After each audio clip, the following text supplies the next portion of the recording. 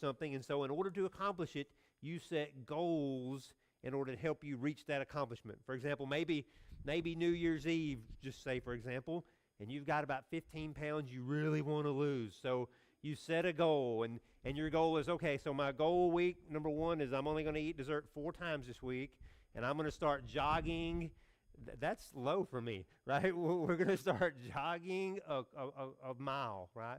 Second week goal, all right, now I'm gonna ratchet it back to maybe just 2 times this week, and I'm going to try to up that jogging to maybe 1.5 miles, right? And then you keep increasing it slowly but surely until you've had that day of weigh-in where you hope to have accomplished your goal and lost the weight, right? I know probably we've all done that, right? We've set out wanting to achieve something, and so we've set goals. I want to ask you a question.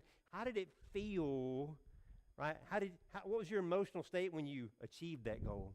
When you reached that weight loss, when you made that A in that class, when you became the team captain, or whatever it was that was your goal, how did it feel? Well, tonight in Proverbs 13, I believe it sounds to me like the writer here had a good understanding of it, and he knew exactly how it felt. Proverbs 13, verse 19, he says, "The desire accomplished is sweet to the soul, but it is abomination to fools to depart from evil." Obviously, what I'm wanting to focus in on tonight is part A of that verse. The desire accomplished is sweet to the soul, right? The desire accomplished. You set that goal. You set that thing that you wanted to reach out and attain, and you achieved it. And so it's sweet to the soul. And I thought, okay, so he's telling us that when we achieve something and we've set those goals and we've accomplished them, that we ought to be happy and joyful, and it ought to be sweet to us. But why? Well, number one, because we got what we wanted, right? We lost that 15 pounds, or maybe we achieved that A in that class, right? Or we made the team captain. We achieved what we so desperately wanted, and so now that we've achieved it, we feel happy, we feel joyful, we feel like we now, number two, have a sense of accomplishment, right? Isn't that part of it, right? Part of the achievement is, yes, you got what you desired, but now you've got a sense of accomplishment. You got a sense of pride, and I'm not talking about arrogance here.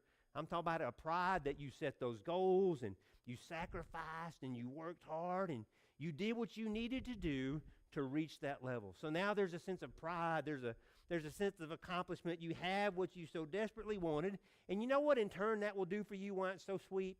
It'll give you self-confidence going forward.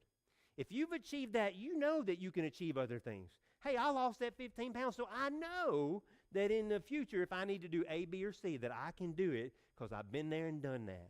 So it's really sweet to the soul because, yes, it gives us confidence. Yes, we have what we wanted, and yes, it helps us be prepared for the future. But implicit in that is, what if we fail? What if we don't? What if we get on those scales, right? 15 pounds, right? And I've worked so hard. I haven't been eating my desserts, and you step on those scales, and you go, wait a minute, these are off, right? Wait a minute. That's saying I didn't meet my goal. That I failed. How do we feel when all of a sudden we don't achieve what we so desperately wanted and desired? Well, a lot of times we'll get sad. We might get discouraged, right? Maybe even a little heartbroken. Maybe sometimes we might even get angry, right? Man, I can't believe that. I spent all that time and didn't even, right?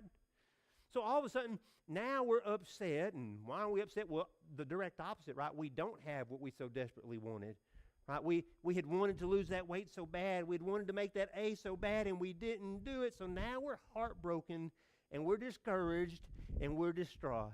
And you know what can happen a lot of times is if we dwell on that, you know what it can do to us? It can crush you. It can give you a sense of a low self-esteem, right? It can give you self-doubt about yourself. Well, if I couldn't accomplish that, I guess I can't accomplish anything, right? And next thing you know, what will happen is we won't attempt to do the grand or the big in life because we've already tasted failure and we don't want to taste it again. So we'll draw back.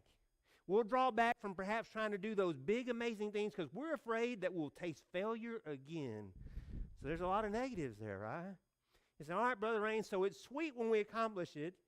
If we don't accomplish it, it breaks us heart, it breaks our heart, and we don't got what we want, and it could hurt us going forward in life. But is there not something good that we can still attain and have, even if we set a goal and we don't achieve it? Is there not still something good that can come from that? Well, yes, there is. Number one, if you set a goal and maybe you don't quite accomplish your heart's desire, and what good can come of it? Well, number one is this. You can, in self-examination, right? In self-examination and looking back at why you failed, right? You can be prepared going forward in the future and know how to succeed, right? If you don't make the goal and you fail, well, then look at why. Maybe I shouldn't have done 4. Maybe I should have done 1, right? You start looking at why and you realize what you can change so that in the future you can be successful. Thomas Edison, anybody ever heard of him? Yeah, I think some of you have. Thomas Edison said this when someone asked him about the failure of inventing the light bulb. He said, "I've not failed 10,000 times. I've not failed once. I have succeeded in proving that those 10,000 ways will not work. When I have eliminated the ways that will not work, now I find the way that will work." Right? So if you fail at a goal, examine it, see where you messed up so that going forward in the future, you know how to get it right. You say, all right, so number one, I'll know how to get it right going forward in the future. Number two, if you fail and is there not something good that can come out of it? Yes, number two, you can find out what you're made of. You can find out what you're made of. You're going to find out how strong you really are. You're going to find out how much grit you really have. Are you going to wilt and fold and be distraught and discouraged and be defeated by that failure? Or are you going to persevere and lean on the Lord's strength to overcome that failure? You see, only by going through the fire of that failure will you be stronger for what lies ahead. Matter of fact, as I was praying about this and thinking about it, I found a quote by a guy named Bill Courtney.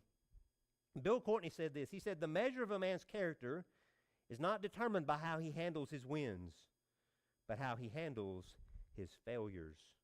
So again, if that failure happens, are you going to let it demoralize and defeat you, or are you going to come out of it stronger than ever? Because ultimately, the third good thing that can come out of a failure, even if you didn't achieve that which you so desperately desired, is that now if you can be stronger and persevere through it, you'll be stronger for the future. Because guess what? As we continue to go forth in life, odds are you're going to taste failure. And if you live long enough, you may taste it again. But if you've already overcome failure early in life, as you set a goal and didn't quite make it, it'll help you be stronger, stronger, and stronger for those future times of failure that lie ahead. So let me encourage you, if you set a goal, work hard. Try to reach it and so that you can have your heart's desire and it'll be sweet to the soul. But if you don't reach your goal, you don't reach your accomplishment, don't let it crush you and defeat you. Instead, look at that failure as an opportunity to learn, to get stronger and go forth, right, leaning on the Lord to accomplish bigger and better things. All right, may we all take